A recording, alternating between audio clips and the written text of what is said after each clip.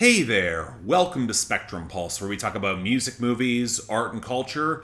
And here's a surprisingly big one, the newest project from Charli XCX, Brat. So it's a little difficult just liking Charli XCX right now. And when I say that, I mean having generally fond opinions of her music, maybe you got a small playlist of the stuff that you like, but not being head over heels for any one album or, well, insert any amount of stan behavior here, both on and offline. And that can be a tough position to take in both retrospect to her career and this project, of which over a decade I've had opinions that differ wildly from the fandom and even Charli herself. I get the feeling I like her explosive, sellout, and exit from Asylum crash more than she does. Granted, I'm starting to have a lot of questions surrounding what Charli XCX's management and label situation actually is. It's very obvious that Asylum didn't know what the hell to do with her hyperpop experimentation in the late 2010s, which really worked in online spaces and nightclubs, but struggled kind of outside of those environments. I mean, I saw her live in 2019 at a UK music festival.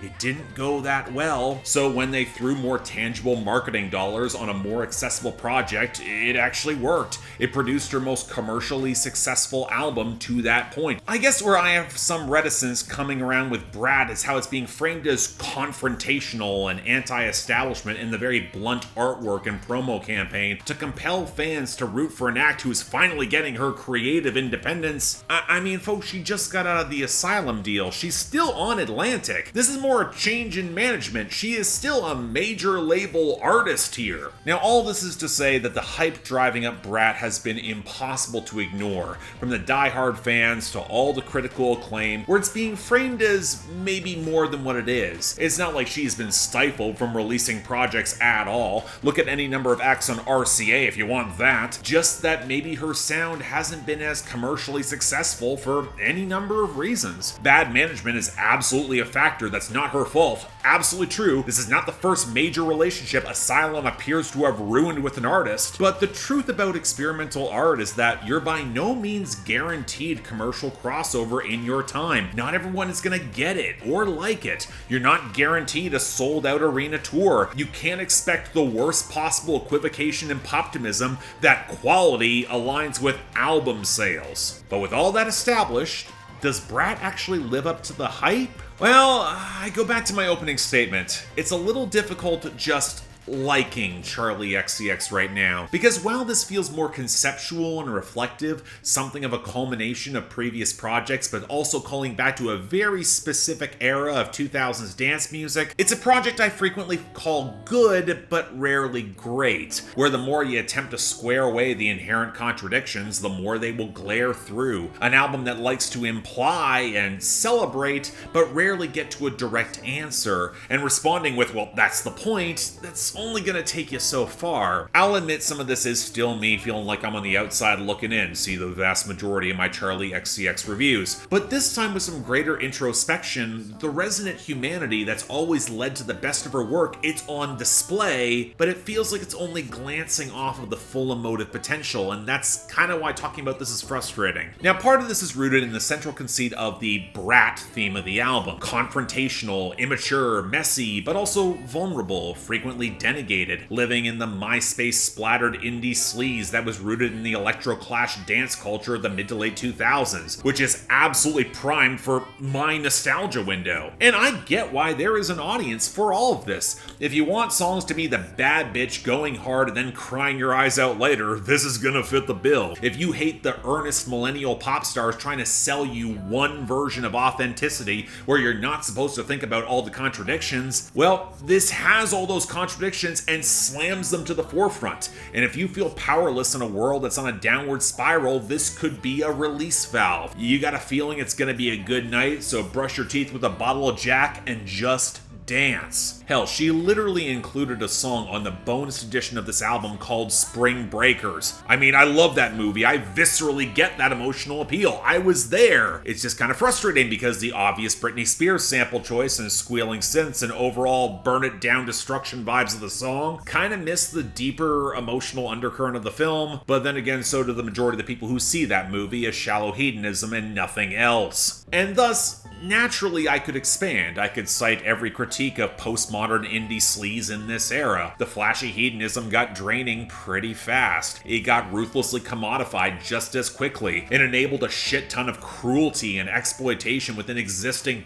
unchallenged power structures. But to be fair to Charli XCX, she's looking more to capture the experience living within it rather than say more or challenge it. So why does it feel like the grimy euphoria of that era isn't quite manifesting? I mean, we get the celebratory signifiers and a lot of the catty superficiality to nail the precarious balance of the it girl, but where there was this go for broke hope and optimism that underscored the early club boom, here it feels a lot more drained and hollow and lonely. You definitely feel the lack of guest stars this time around. You can also tell that Charli XCX is really struggling with how much any of this was worth when the success hasn't really manifested. Then the weird dread and sour mistrust that underscores Sympathy as a knife and Girl So Confusing. I'm not really interested in delving into any secret celebrity drama here, although I will note the implied contrast to more outwardly earnest pop stars and her emotionality towards them. But then you have the songs where she questions the viability and insecurity of her career as a whole, like I Might Say Something Stupid to Rewind, all the way down to the intrinsic contradictions of Everything Is Romantic and the ironic but not really kiss off of Von Dutch and the celebration of Mean Girls. And while I could highlight that Rewind's reference to Now Thinking About Billboard, it's kind of worrisome. I've been covering that publication on my side channel for nearly 10 years. Investment in the numbers in the system there, especially how unequal it is, ill-advised. Or how Mean Girls and Everything Is Romantic has a specific idolization of the it girls that it's just reinforced by privilege. I mean, I heard that Red Scare reference, making it our second this year. Sorry, Charli, the last dinner party beat you to it. Or how all this is running on cocaine and desperation, where I Think About It All the Time seems to have Charli XCX finally considering an exit to have a baby with her fiance who's part of the 1975, and how there is a distinct political slant and parallel where I could easily point at Lana Del Rey, but again, that's a deeper question that Charli only brushes against.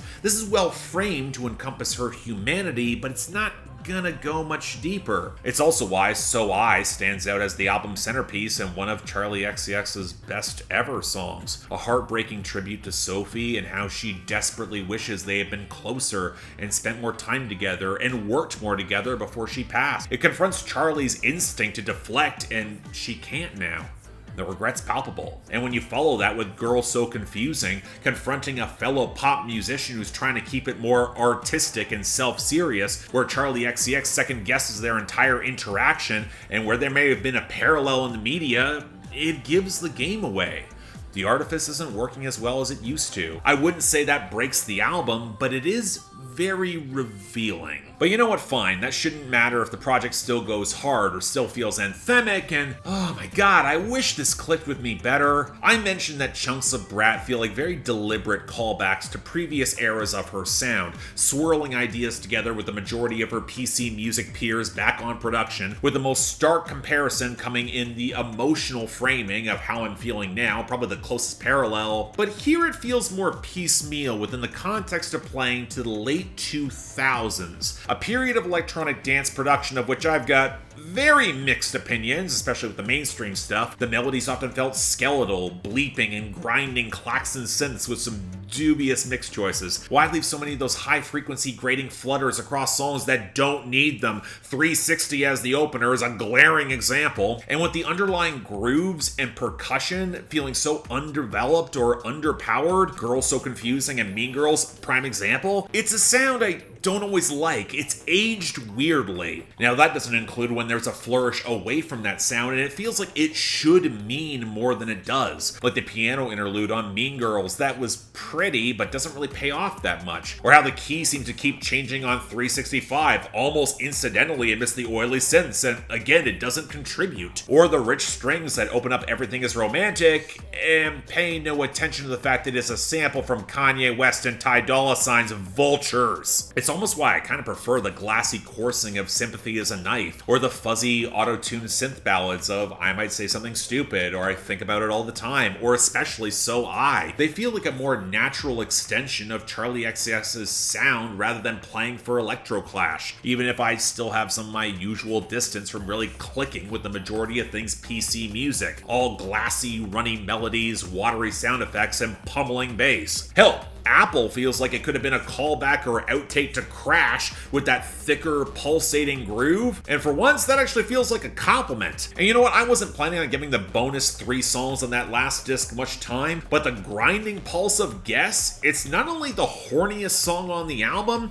it's probably the most representative of the sleaze of its era. And paradoxically, I rather quite like it. But then you come to the stark realization that this album isn't really trying for that huge pop hook. It's anti-anthemic to go along with the anti-aesthetic deconstruction of the art and branding. But where that showed to have a mimetic utility and how much the brat color and font and bluntness has spread, despite having a slightly deeper emotional core, the music's just not as sticky for me, especially outside of any club context where even there she has delivered better. In other words, it runs into a lot of the same muted frustration I had with How I'm Feeling Now, where I'm not even surprised. It didn't click as deeply before and still really isn't. So in short, I feel like I gotta keep stressing that I don't think this album is bad, but the hype around it has felt really askew to me. Part of that is, yes, it's on me. I've never been the biggest Charli XCX fan. Y'all should be able to accept that, as I've been reviewing her since before my channel was even active and while some of you were still in grade school. But part of it also feels like really savvy marketing, some of the mainstream public finally catching up to a variant of her sound that's in the nostalgia window, and a lot of critics terrified of being left behind again, especially if they were by the hyperpop of the late 2010s. Now, is this album more conceptual and trying to say a little bit more than other Charli XCX albums?